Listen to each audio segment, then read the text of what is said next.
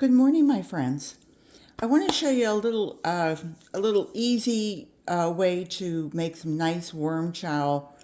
Some fresh fruit that's been dehydrated, and you can see these are all my dehydrated fruits. These are peels and stuff. I don't have a source for somebody to bring me vast amounts, but if I had somebody coming along and giving me 10, 15 pounds of fruit that was questionable, that was beyond its ripeness, and I needed to make it for my worms, and I couldn't store that much in my freezer, then I would go ahead and dehydrate it. This was a tip from Brock and Worms, and she takes it and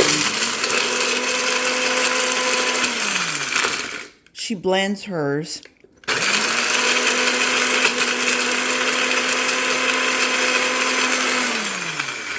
It sounded like she made a slurry out of it and then made almost like fruit leather.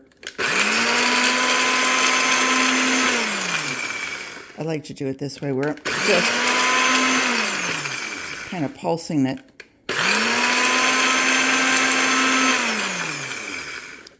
That's pretty simple, huh?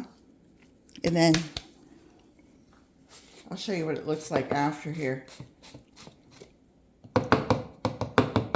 Jayne just mentioned this trick, and I thought, oh, it's just wonderful. And you should smell this. It is just incredible how they, strawberries are just intense, strawberries and bananas. And, each time you make it, it's gonna be just a little bit different. That had more greens in it. I think there were some aloe vera leaves that I had extracted all the goo out of it.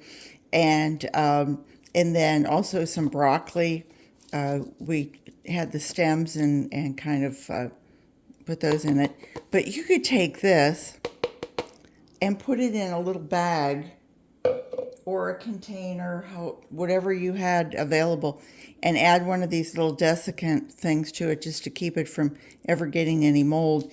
And then this could be, you could put this like on your shelf. If your castings were too wet and you still had worms in it, you could be feeding your worms. They could eat this. I'd add a little bit of eggshell maybe, or my other favorite is cornmeal, and add those two things in with this, and then just sprinkle it in your sprinkle it on top of your worm bin. I wouldn't even think you'd have to mix that in. They would just come up for it.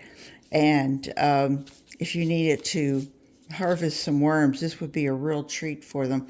But anyway, I thought I would show you that. I think I just learned it, and knowledge is power. So if I can teach you anything, then I'm more than happy to. But just remember, we started out with strawberry tops. These were my strawberry tops, and then they were dehydrated.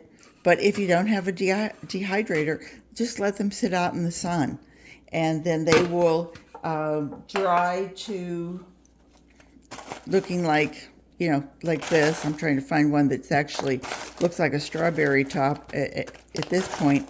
But like these are banana peels.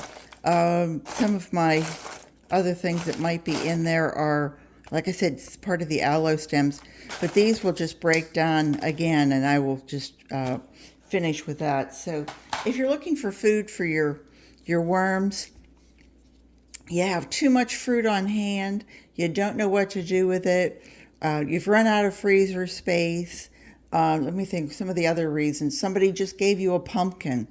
Somebody just gave you a whole watermelon. The rind, of course, would be marvelous for your worms, but if you don't have a place to put it all in your refrigerator or freezer, if you can dehydrate it and then turn it into powder, this fruit powder, this would be great. I would think you could even add water back into it if you want it to plump it up and add to it. So anyway, that was my tip for the day. My good old Nutribullet's getting a workout here this morning. So Garden what you've got, everybody. Take care, and I hope you'll come back and see me again real soon. Bye-bye.